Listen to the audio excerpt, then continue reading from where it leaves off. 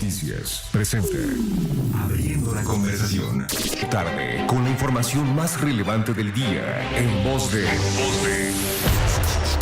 Yo celebro el optimismo que tienen. Buenas noches, doctor Cosío. Del patrimonio nacional. Mi querido Leonardo. Leonardo Curcio ya la libró. El vínculo, por ejemplo, entre criminalidad y política. Pero el periodismo lo haces tú. La prensa debe efectivamente contrapesar. Leonardo Curcio en Fórmula. Buenas noches, saludo con gran cariño a la auditoría de Telefórmula, que en estos momentos se enlaza con los rasgos de esta emisión. Agradezco que nos sigan a través de la radio, por supuesto, plataformas de internet. Cintia, buenas noches. Muy buenas noches, doctor, ¿cómo está? Bien, oye, yo siento una ronquera tremenda. Creo que la Ciudad de México hoy estuvo, no diré tóxica, pero casi, ¿no? Niveles de contaminación alto, cuídese mucho. Vi la alerta cuando ya era demasiado tarde, pero bueno, hay que cuidarse. Mucha información sobre la decisión de la Suprema Corte de Justicia de los Estados Unidos sobre si permite o no a Trump, en este caso, estar en la boleta, después de, recordamos, la decisión del estado de Colorado, es decir, que quien participó en una insurrección no puede ser candidato. ¿Sabemos algo?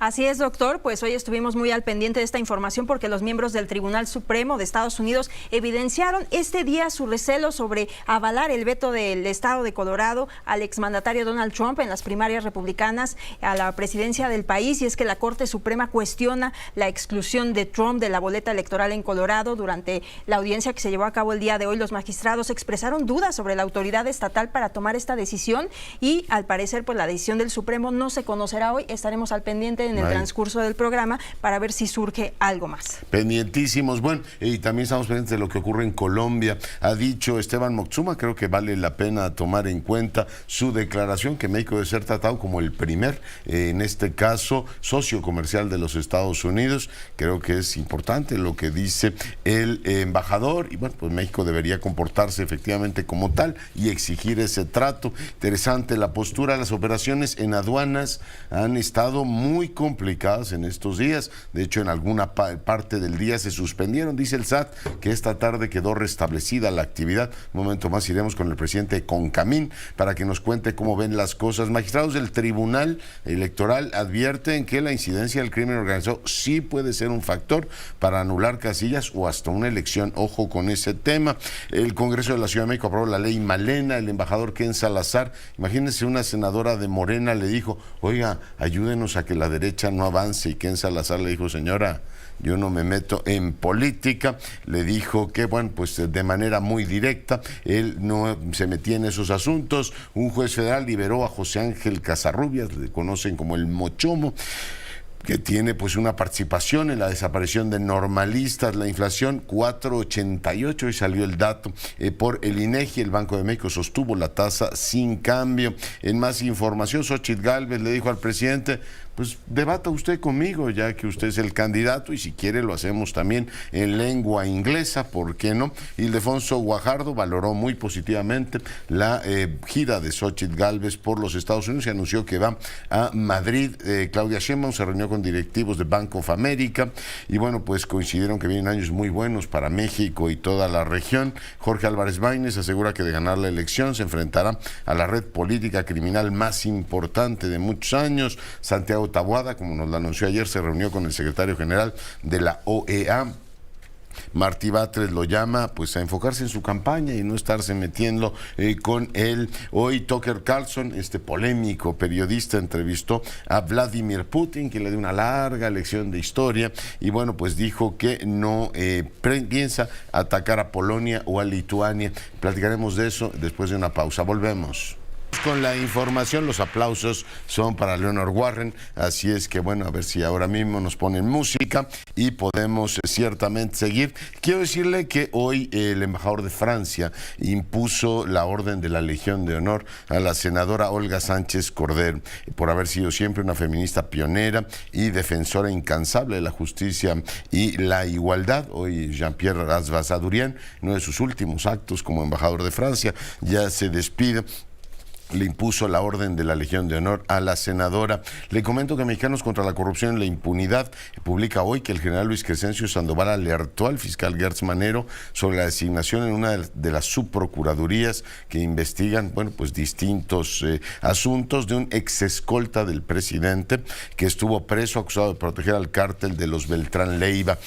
Bueno, pues así están las cosas en el ámbito internacional. Parece increíble la situación en Medio Oriente. Fíjense, el atentado el 7 de octubre fue brutal, 1,200 personas murieron y Hamás sigue teniendo retenidas a muchas personas. Ahí están los testimonios y no hay manera de, por supuesto, no condenar esos hechos, pero 27,840 muertos. ¿Cómo justificas una represalia de ese tamaño sin perder legitimidad? La situación, por supuesto, es desesperada y muy grave. 27,840 muertos. A partir de ahí, pues uno dice, viva la política del realismo absoluto, ¿no? Le platicaba hace un momento que él, en este caso, Putin, el dictador, el presidente de Rusia, le dio a Tucker Carlson una entrevista en donde, bueno, pues le dice muchas cosas, ¿no? Que una larga locución sobre la historia de Rusia y las amenazas y el derecho que ellos tienen a apropiarse de Ucrania, con una justificación que, bueno, será de consumo interno, pero bueno, básicamente lo que viene a decir es que es su derecho a adueñarse de una manera directa de pues esa parte de Ucrania, y que en el fondo la amenaza que supone la OTAN y su expansión que ha venido ocurriendo en las últimas décadas justifica la guerra, o sea, se apropia país y además lo legitima. En el caso de Israel dice, bueno, pues como me atacaron a mí, yo me voy sobre Gaza y mato a 27,000. ¿Qué van a hacer cuando cualquier otro país? No pienso en China, que es un actor mucho más responsable internacionalmente, hagan algo así y que digan, oiga, pues decidieron invadir otro país, como Venezuela lo hizo con Guyana hace unos días, o desaparecer a 20,000 personas, que van a decir, el Estado de Israel sí tiene derecho a hacerlo, apoyado por Estados Unidos y Occidente, y los demás no tienen derecho a hacerlo. O lo mismo, ¿no? Si Estados Unidos decide mañana, ¿sabe qué? Pues me voy a incorporar territorios, como en este caso Putin lo hace. Total, el derecho internacional, la legitimidad de este orden internacional está pues severamente cuestionada. No se puede tolerar en un mundo como el que vivimos que un país mate a 27,840 como represalia. Bueno, seguimos por supuesto con la información. Andrea Meraz, adelante. Hola, doctor, muy buenas noches. Pues el INE presentó ya a los partidos políticos el protocolo de seguridad que se acordó con el gabinete federal. El plan detalla que en automático habrá protección para aspirantes presidenciales y también para quienes contengan para el gobierno estatal, aunque pueden rechazarlo. Los candidatos a diputados o senadores tendrán que pasar por un test para la asignación de servicios. Los criterios que se tomarán en cuenta para saber si son elegibles para tener seguridad o no estará basado en un análisis de riesgo elaborado por la Guardia Nacional, la incidencia delictiva y las amenazas previas recibidas y denunciadas. Solo habrá protección para las zonas con incidencia media o alta. Ya de aprobarse, doctor, de acuerdo con este protocolo, el riesgo alto dotará de 10 elementos de seguridad y 4 vehículos a cargo de la Defensa Nacional. En el riesgo medio se consideran 8 elementos y 3 vehículos, y en el riesgo bajo solo son 2 elementos y un vehículo, a cargo de la Secretaría de Seguridad y Protección Ciudadana. Ya decían los partidos de oposición, este protocolo es insuficiente, se pone en riesgo el proceso electoral, y así lo dijo Marco Cortés. Tiene que haber mapa de riesgos, nivel de riesgo. Tiene que haber forma de poder denunciar de manera anónima lo que está ocurriendo y que el INE lo atienda. En conferencia de prensa, la consejera presidente del INE, Guadalupe Tadei, insistió que no es responsabilidad de la autoridad crear mapas de riesgo. Invitó a los partidos a cuidar que sus candidatos no estén relacionados con el crimen organizado. También les hizo otro apunte. Escuchemos. Que no permitieran la entrada de recursos no correctos a las arcas de los partidos, o que intervinieran recursos no dentro de las prerrogativas establecidas por este instituto en las campañas electorales. Y bueno, doctor, ¿quién estuvo de acuerdo con este protocolo? Ninguna sorpresa. El morenista Sergio Gutiérrez Luna pues aseguró que los partidos de oposición solamente buscan politizar el tema y se comprometió a que su partido pues sí revise a sus postulados, así lo mencionó, doctor. Venir a politizar el asunto. El protocolo es suficiente, el INE no es una autoridad de seguridad. ¿Qué se vino aquí a hacer por parte destacadamente de Marco Cortés? A generar una posición política. ¿De qué habló él incluso? De nulidades. ¿Dónde está una nulidad? Una clara estrategia política, una clara estrategia para sacar raja política de este tema y eso no lo vamos a aceptar. Doctor, ya hoy los magistrados del Tribunal Electoral indicaron que si se puede anular una elección por eventos relacionados con el crimen organizado. La respuesta es sí, sin duda. Tiene que haber algunos criterios que se tomarán en cuenta, pero pues este tema del crimen organizado, doctor, pues no es un tema menor, incluso en el momento del proceso electoral. Muy bien. Andrea, pues muchas gracias por el reporte. En su momento, Pepe Cárdenas entrevistó a los dirigentes de los partidos. Dijeron, bueno, pues el gobierno tiene que hacer su parte y garantizar naturalmente la seguridad de todos los candidatos, además de que les den pues camionetas blindadas y Suburbans y elementos de la Guardia Nacional. Pues, al final todo el mundo va a estar hipercustodiado en un país en el cual pues este tema está ahí presente. Y bueno, pues nos quedamos con lo que dijo el magistrado Fuentes, pues, que se puede anular una elección por esa razón. Voy ahora con el miembro del Colegio Nacional y ministro en retiro, José Ramón Cosío. José Ramón, ¿cómo estás? Buenas noches. Hola, Leonardo, ¿cómo estás? Muy buenas noches. Oye, leí tu texto de la ceremonia vacía, pero antes te pregunto, ¿tú ves un riesgo de que se pueda anular una elección por el clima de inseguridad que se está viviendo en el país? Fíjate que hay una causa de nulidad abstracta de hace ya varios años. Se produjo con una elección de Yucatán y se ha mantenido en varios estados, recuerdo Yucatán, Tabasco, por ejemplo, en donde una excesiva intervención del gobierno en esos dos casos produjo que se hiciera todo un, digamos, descontrol, tiempos de radio y televisión, dineros, etcétera, y se produjo la nulidad de las elecciones. Entonces sí está prevista esta posibilidad de que se dé, porque hay que recordar que se da, digamos, la jornada electoral, se toman los resultados, se hacen las declaraciones del Instituto Nacional Electoral y posteriormente se pueden promover los recursos ante el tribunal, y al tribunal le corresponde, una vez que ha desahogado las principales impugnaciones, otorgarle la constancia al presidente de la República como una posibilidad, digámoslo así, teórica o jurídica, sí existe esa posibilidad, Leonardo. Ya. Oye, pues por supuesto seguimos pendientes. ¿Cómo viste la presentación? La describiste de una manera muy gráfica, la presentación de las reformas constitucionales, el presidente en su palacio, al lado de su mujer y su gabinete. Fíjate que sí, parece un acto de fuerza el presidente, o de fortaleza, mejor, haber presentado una reforma tan grande, con tantos artículos. Pero yo francamente, donde muchas personas, supongo, que están viendo fortaleza, yo vi una debilidad. El presidente rompió una tradición de haber ido junto con todos sus antecesores, buenos, malos, como sea, a Querétaro, a tener un diálogo, al menos a escuchar a los integrantes de otros poderes sobre lo que le pudieran decir. Desde luego los presidentes de las dos cámaras federales, la presidenta de la Suprema Corte de Justicia, también estaba la posibilidad de algún gobernador, como se estilaba en otros tiempos. Pero aquí el presidente, lejos de acudir a una ceremonia donde estaban presentes todos los poderes, un ejercicio republicano, como a él le gusta decir, pues prefirió encerrarse en su palacio, y si vimos las imágenes, pues la verdad es que son de una gran tristeza. Está él, su esposa sentada a su lado, y su gabinete, es decir, personas que él puede nombrar y remover libremente. El presidente presentó su informe inicial, la verdad me pareció a mí muy confuso, daba a veces la impresión de que ya Morelos e Hidalgo hace más de 100 años sabían lo que iba a hacer el presidente López Obrador el día que llegara a la presidencia. Tiene una forma muy peculiar de redacción de las palabras, pero más allá de ello, pues haberse presentado solo este informe y no haber acudido con el resto, digamos, de los titulares del poder público, sí me parece que denota mucho de lo que está haciendo, ¿no?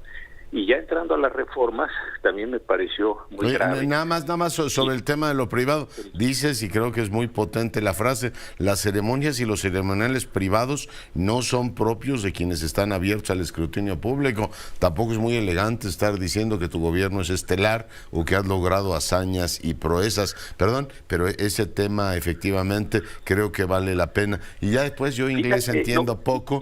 ¿Qué es esto de an old man in a rush or in a hurry, mi querido José Ramón? Mira, lo que yo decía es esto, sí, el presidente usó palabras como momentos estelares, prácticamente una epopeya nacional la que se está construyendo con él.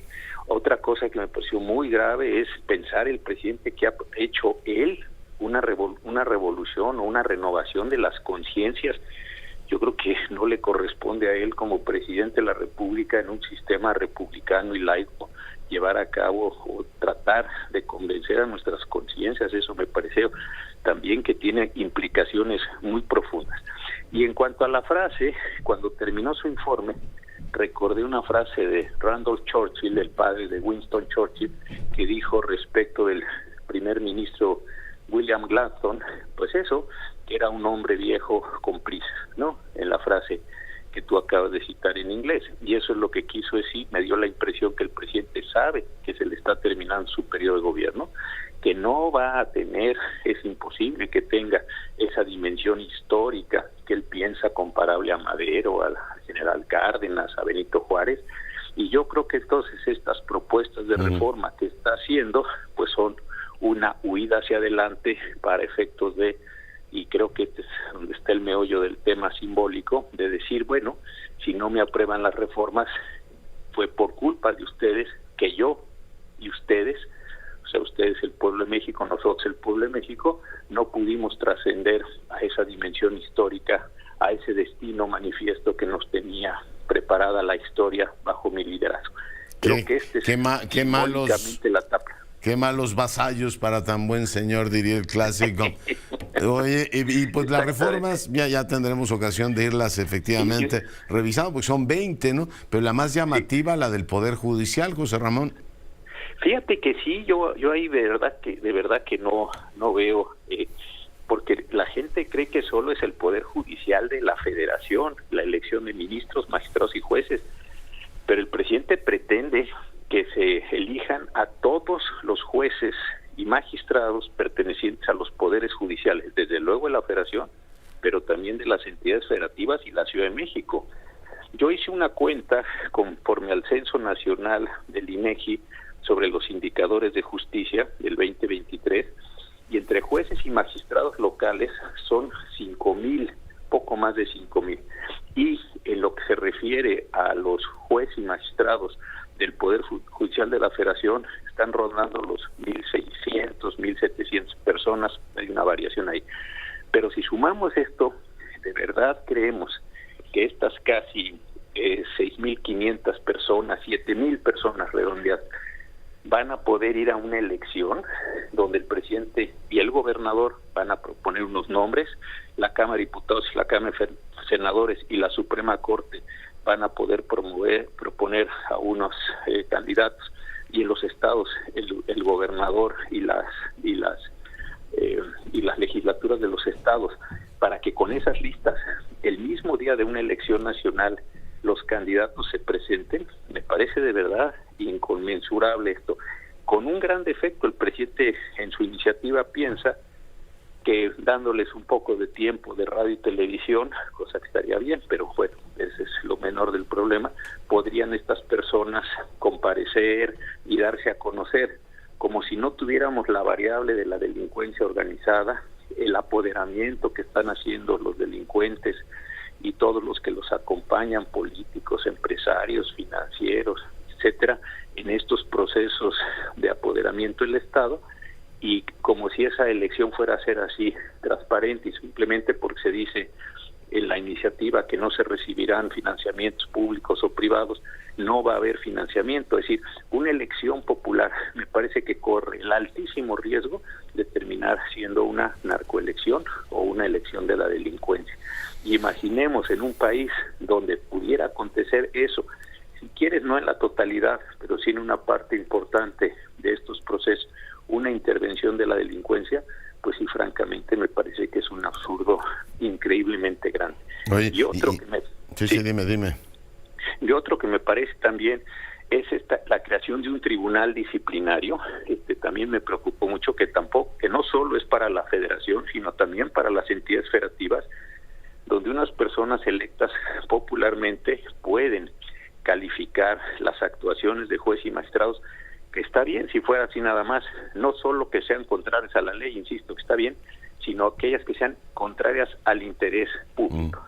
¿Qué quiere decir el interés público? Esto me parece soviético, nazi, fascista, porque son conceptos muy cargados que dan posibilidades sin respaldo legal a determinar qué juez y qué magistrado está actuando en contra de ese interés público, cualquier cosa que esto sea, y a partir de ahí removerlo y sacarlo de la función.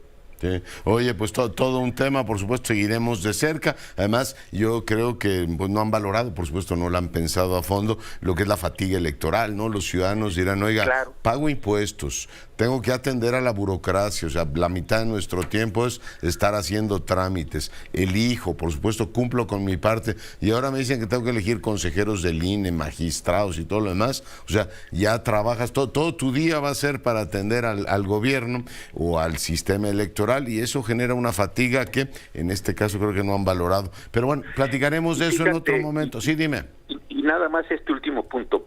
Pensemos que efectivamente fuera esto, que ojalá no lo sea de verdad. Pero pensemos, tienes que elegir presidente con senadores, diputados, alcaldes, presidentes municipales, regidores, diputados locales, etcétera, etcétera, etcétera. Todo ese conjunto de cosas, y además los jueces locales y los magistrados y los jueces federales, la gente, si de por sí las boletas son muy complicadas, y entonces la pregunta es, ¿cómo va a saber el electorado por quién está votando? Pues por aquel que se haga presente. ¿Cómo se va a hacer presente? Pues ya lo sabemos. Y el tribunal correctivo va a ser presidido por Savonarola directamente, ¿no?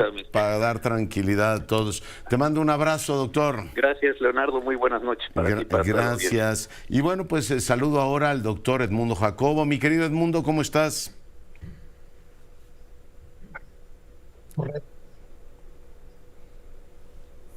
Sí. Buenas noches, doctor. Hola, te estamos oyendo muy entrecortado. A ver si te podemos poner en otro canal para que te escuchemos cumplidamente. Juan Antonio Jiménez, adelante. Gracias.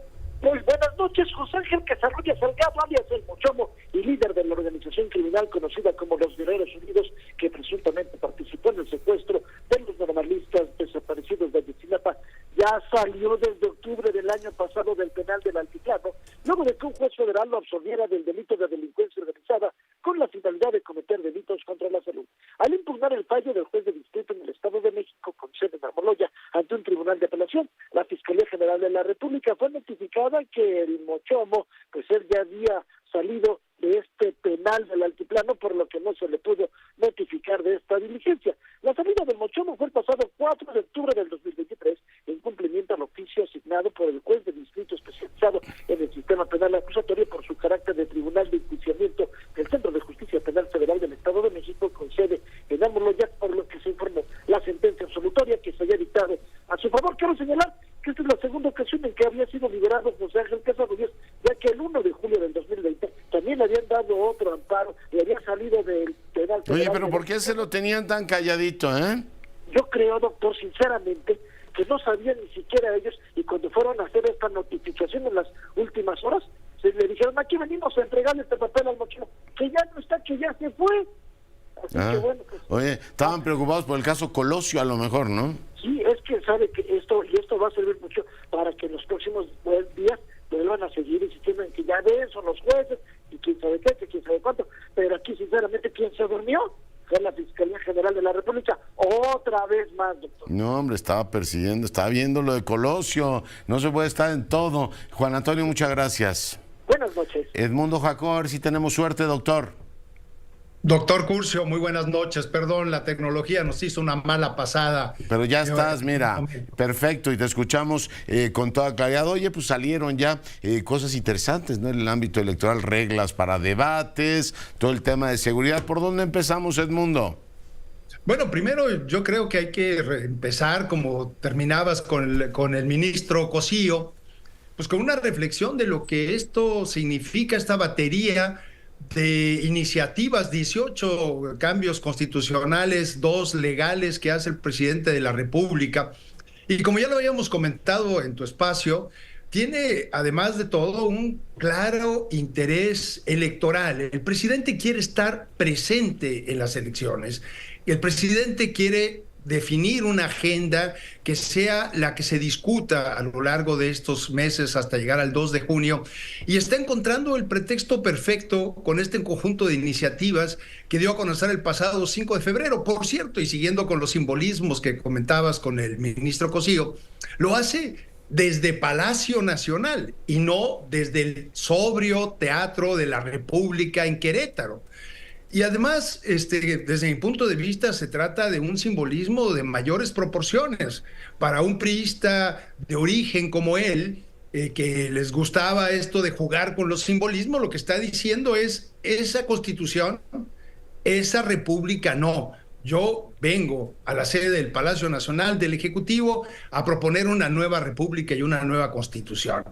Está el presidente, insisto, pretendiendo definir la agenda electoral. Y por otro lado, también, como es muy su costumbre, está usando toda esta serie de anuncios como cortinas de humo para justamente oscurecer algunos temas que le resultan bastante incómodos y que merman sin duda su popularidad. Lo que tiene que ver con la inseguridad, y si me permites, al final me voy a referir a este tema y las elecciones, pero también lo que tiene que ver con la salud, la educación, o con actos de corrupción en donde incluso se mencionan miembros de su familia, o bien las investigaciones que se dieron a conocer, que si bien se dice que está cerrados los expedientes, por lo menos dejan ver que hubo investigaciones sobre origen ilícito de recursos ilícitos provenientes del crimen organizado en procesos electorales anteriores. Y el presidente juega con todo esto, lanza una cortina de humo, quiere poner y fijar sus temas, quiere estar presente en las elecciones,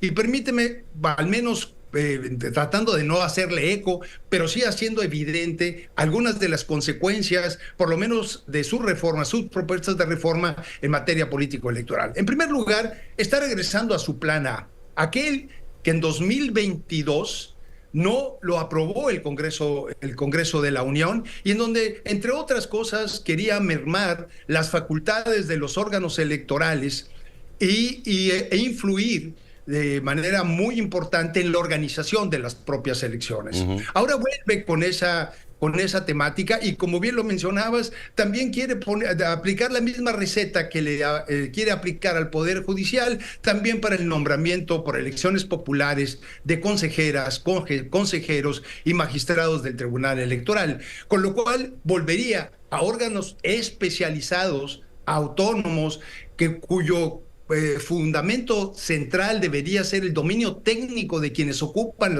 las áreas de decisión y su trayectoria, los que determinara el que ocupen esos lugares y no estén sujetos a elecciones populares, porque se meterían a la lógica partidista. Y con esto creo que estaríamos perdiendo lo que hemos ganado en estas últimas 3 décadas, de que lleguen a esas posiciones personas con largas trayectorias. Además, permíteme la mala broma, hay que decirle al presidente: oiga, ¿quién va a trabajar? Pues si usted, su gobierno, legisladores, alcaldes, diputados, todos se la pasan en campaña, también los jueces y los consejeros del INE, pues alguien tiene que trabajar en este país, digo yo, ¿no? Yo también estaría de acuerdo contigo. Y hay que ponderar y confiar en los atributos técnicos y trayectorias de quienes ocupen esas posiciones, Leonardo. Y si no lo hacen, pues que se les juzga, se les califica, y entonces buscamos relevos. Pero no todo puede estar sujeto a elecciones de carácter popular. Pero por otro lado, es muy interesante su propuesta, porque se acerca mucho a figuras que él considera sus acérrimos enemigos, como Felipe Calderón o Enrique Peña Nieto, ya que propone la eliminación de las figuras de legisladores plurinominales, tanto en la Cámara de Senadores como en la Cámara de Diputados y en los congresos locales. ¿Qué quiere decir esto? Yo creo que es un tema que tenemos que ponerle mucha atención.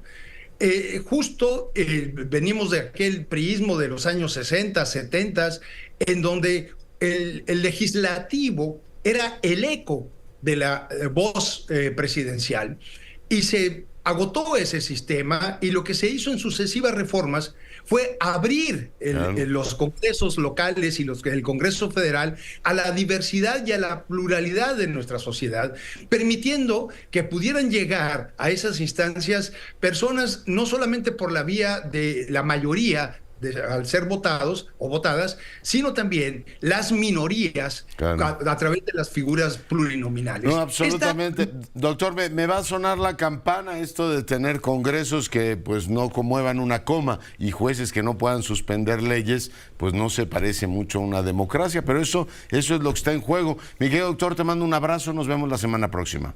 Otro abrazo para ti, con mucho gusto, Leonardo, que estés muy bien. Buenas noches. Bueno, y parece que los temas de concentración de Joe Biden son bastante más serios de lo que se esperaba, Cintia. Hoy, bueno, pues dicen que no recordó cuando fue vicepresidente. Hoy confundió a López Obrador con Sisi, el presidente de Egipto. Y bueno, pues no es una cuestión, en este caso, tranquilizadora de cara a su elección. Así es, doctor, pues después de este informe que dio a través de sus redes sociales, en donde él pretendía decir que no tenía mala memoria, pues resultó contraproducente, porque pues empezamos a ver varios episodios en los que se equivocaba, y entonces pues reafirmaba lo que han descrito, ¿no? De que pues de alguna manera tiene mala memoria, y él trataba de defender ese punto, pero pues creo que no lo logró no fue muy acertado que diera esta conferencia esta noche. No, y bueno, hace unos días, ¿te acuerdas que confundió a Emmanuel Macron con François Mitterrand? Yo no confundo a José Abugaber, el presidente de los industriales de este país. Señor presidente, ¿cómo estás? Bien, Leonardo, tengo que saludarte aquí a tu auditorio. Oye, pues francamente inquieto por el tema de las aduanas. Hace unos días platicábamos con Sosaya, el presidente de la Asociación de la Industria Automotriz. Me decía que habían mejorado las aduanas en los últimos tiempos, pero entiendo que se han complicado las cosas recientemente, presidente. Cuéntanos. Y bueno, te puedo decir, Leonardo, que hace aproximadamente una hora la situación se empezó a normalizar, pero debemos trabajar para que esto no vuelva a suceder. Estamos coordinando esfuerzos con las autoridades para que el impacto económico sea menor y el comercio internacional que pasa por la aduana. Tú sabes que por la aduana de Nuevo Laredo pasa el 40% de las mercancías mexicanas, no siga sufriendo afectaciones. Esto es un daño porque mucha mercancía de la que se detuvo por problemas técnicos, porque no es aduana, en realidad no son las aduanas, hay que aclararlo mucho. ¿Qué es? El SAT. El problema. El SAT. Es el sistema del SAT el que falló.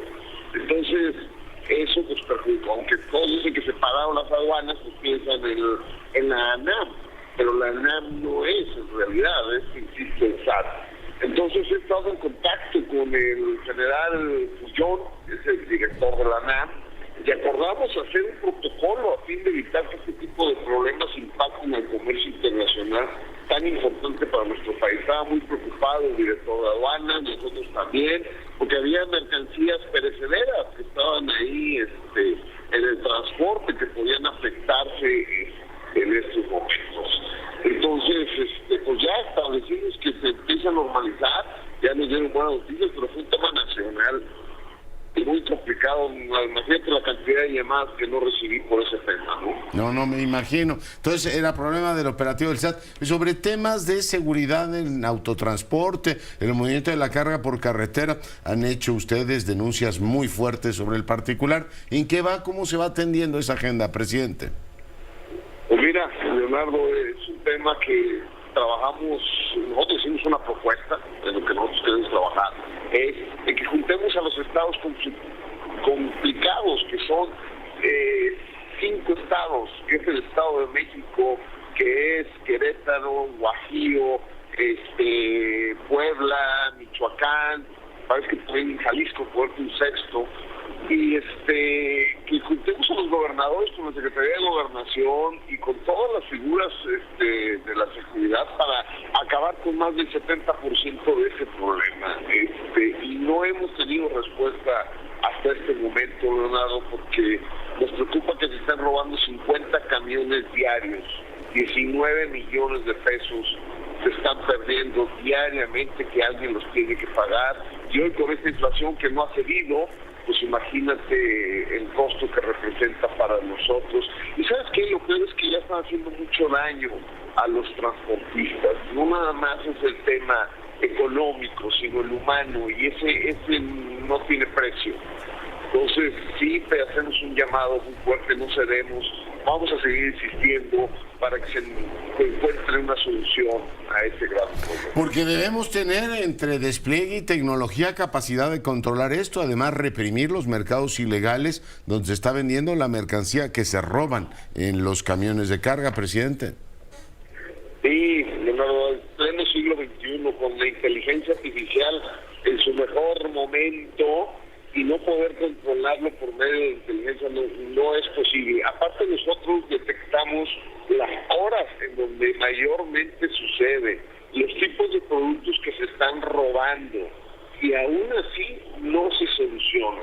Yo me robo un camión, ¿a dónde va a dar esa comida que está llegando ahí, que tarde o temprano se va a echar a perder si no la vendes rápidamente? La están vendiendo en mercados ilícitos, ¿a dónde va a llegar? Esa es la pregunta que le hemos dado a todas las autoridades. Ya me he reunido, híjole, yo creo que ya me conocen en todas las oficinas por estar insistiendo en el tema de la seguridad. Entonces debemos utilizar más inteligencia, más eficaces, porque es un problema que nos deja muy mal. Hoy con este nearshoring que está en su mejor momento, pues no ahuyentemos a las inversiones con esta situación, ¿no? Pero no perdamos oportunidades. Digo, aparte de reformar la Constitución, lo que el gobierno debe estar atento también es a garantizar que el SAT funcione apropiadamente y que en las carreteras no asalten a la gente. Presidente, te agradezco mucho que hayas estado esta noche con nosotros. No, nada que agradecer, Leonardo, al contrario, muy saludarte a ti y todo tu auditorio. Gracias, José Abugaber, el presidente de los industriales, hoy conversando con usted, y ahora le doy la más cordial bienvenida al doctor Sánchez Talanquer, profesor investigador del Colmex. Mariano, ¿cómo estás? Buenas noches. Querido Leonardo, muy buenas noches, un gusto platicar contigo y el auditorio. Oye, tu primera lectura, ¿te parece oportuno, sensato, que llegue, o sea, a estas alturas, digamos, del proceso político, se plantea un paquete de tal magnitud de reformas constitucionales? Bueno, creo que es, digamos, muy evidente, es algo que ya hemos visto, el uso del poder presidencial por parte del presidente López Obrador con fines electorales, es su manera de introducirse de lleno en la campaña electoral, en las contiendas electorales, pero además pues con un contenido, un paquete de reformas con aspectos que podríamos decir muy graves, ¿no? Un poco yo me he quedado pues un poco sorprendido en la discusión pública, como estábamos discutiendo medidas de muy distinta naturaleza, no solo de distinto contenido temático, pero pretendiendo que están todas en el mismo plano de discusión, es decir, hay un conjunto de reformas que se dirigen a los derechos sociales, a las pensiones, a los salarios. Todo eso es perfectamente discutible dentro de un marco constitucional democrático, es saludable que se discuta. El problema es que esto viene al mismo tiempo envuelto en un conjunto de reformas o de propuestas de reforma política que lo que están tratando pues es de despasar la Constitución de alguna manera, ¿no? De reconfigurar toda la arquitectura del Estado con la hipercentralización del poder en la presidencia. Y en eso, digamos, no es solamente el momento en el que se presenta, sino pues el contenido mismo de las reformas que nos dan claramente la visión política del presidente con, pues, digamos, esta tensión que ha tenido durante todo su sexenio con todos los contrapesos y con la propia división de poderes. Sí, oye, hemos tenido, bueno, pues varias generaciones de reforma del Estado. Recuerdo la ley de Manlio Fabio Beltrones, después el intento que hizo Porfirio Muñoz Ledo, pero nunca habíamos visto un intento de reforma del Estado de esta magnitud desde el escritorio del presidente. Mariano. Es correcto, y yo creo que sí hay que poner ahí la atención, digamos, lo medular de este paquete de reformas no son los derechos de los animales, no son una manera de reorganizar las pensiones, los salarios, que son, insisto, cosas muy importantes que valdría la pena discutir. Lo medular políticamente es la hiperconcentración del poder en el Ejecutivo mediante la neutralización del poder legislativo, la eliminación de los plurinominales tanto en la Cámara de Diputados como en el Senado para crear mayorías legislativas aun cuando eso no esté sustentado en una mayoría electoral, la neutralización o domesticación del Poder Judicial, sometiéndola a los procesos electorales, es decir, pues ¿a quién va a favorecer eso? Pues desde luego al partido más votado, que tendrá el Poder Ejecutivo. Y de pasada, pues eliminar a todos los órganos constitucionales autónomos, todos aquellos que no están subordinados directamente al Ejecutivo Federal, es decir, volver a una estructura piramidal rígida del Estado con un poder unipersonal concentrado en la cúspide. Y yo creo que esto, digamos, tiene una expresión muy clara en esta obsesión de que el presidente es el funcionario que tiene que ganar más que todos los demás, aunque sea por un peso, pero es el simbolismo. Yo creo que eso es lo que el mensaje que está concentrado ahí. Todas las otras reformas lo que buscan finalmente es eso, poner al presidente por encima de todos los demás poderes del Estado, neutralizar todos este ciclo de reformas de décadas que ha venido construyendo el país, de órganos constitucionales autónomos, mecanismos de control de la discrecionalidad, transparencia, la autenticidad del sufragio, pues todo eso llevárselo de un plumazo, ¿no? Así estamos. Oye, lo perturbador es que no se va a quedar él, pues son reformas así estilo Erdogan, que no necesariamente lo van a beneficiar a él, lo cual hace todavía más complicado entender. Te mando un abrazo, doctor, y espero que platiquemos muy pronto. Encantado, Leonardo. Muchas gracias por la llamada. Gracias, y vamos a hacer una pausa, a la pausa musical. Toda esta escuela que viene arrastrándose desde Liszt, pues que es con Rachmaninoff y con Schumann, de los grandes pianistas de la historia. Más allá de sus composiciones, eran grandes intérpretes al piano. Claudio Arrau, de verdad, él muere en 1991, si no mal recuerdo, y le hacen un homenaje en Santiago de Chile, increíble, porque fue como un funeral de Estado, porque la gente verdaderamente lo veneraba. Esto que estamos escuchando es una de las sonatas más importantes de Beethoven, de las más conocidas, de las más sentidas, el primer movimiento de los adioses. Y siempre tenía una razón de ser Beethoven escribiese este tipo de obras, de lo que llamamos las obras programáticas, porque hay música pura que simple y sencillamente la escuchas, pero no te sugiere nada. Por ejemplo, la Quinta Sinfonía de Beethoven, pero los adioses, Waldstein, Pastoral, Appassionata, Claro de Luna, en fin, son obras que sí tienen una intención, o la Sinfonía Pastoral, por ejemplo, de Beethoven, que todas tienen que ser o descriptivas, o imitativas, o sugestivas. En este caso, Los Adioses habla de unas despedidas muy sentidas, no me voy a extender mucho en esto, como bien dices tú, de amigos muy cercanos de Beethoven, y se la dedica a ellos, pero yo sí quiero dedicar esto. Por cierto, el embajador Vasconcelos, si bien ideológicamente no estamos de acuerdo, somos buenos amigos, éramos muy amigos de Rafael Tovar, y él es un gran conocedor, creo que hasta alumno de Claudio Arrau. Sí, de Arrau fue, y yo vi a Claudio Arrau gracias a que mi mamá me llevó en Puebla a una cosa que se llamaba Puebla Ciudad Musical, un festival de música al Auditorio de la Reforma. Hace muchos, pero muchos años tuve el honor de escuchar en vivo a Claudio Arrau. Vamos a lo que sigue. Qué maravilla.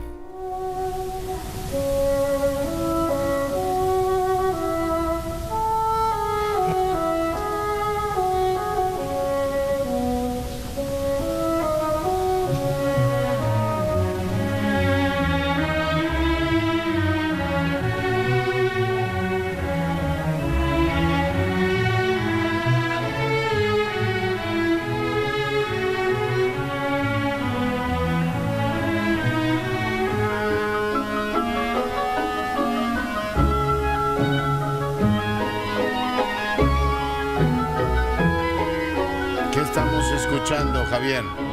Esta es es algo pues extraño, porque no es de lo más popular, de lo más conocido, pero un día como hoy, 8 de febrero, pero de 1874, se estrena en el Teatro Mariinsky.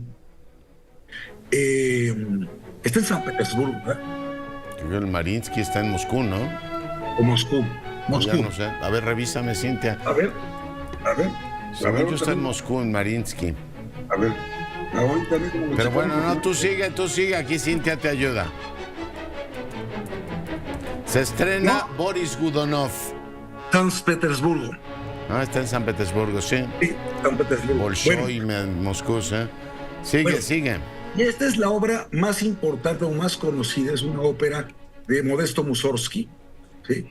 Que es uno de los integrantes, ¿te acuerdas de aquel grupo de los cinco compositores rusos, donde no estaba, por cierto, Tchaikovsky? ¿Quiénes estaban? César Cui, Balakirev, Rimsky-Korsakov, Mussorgsky y Alexander Borodín. Sí.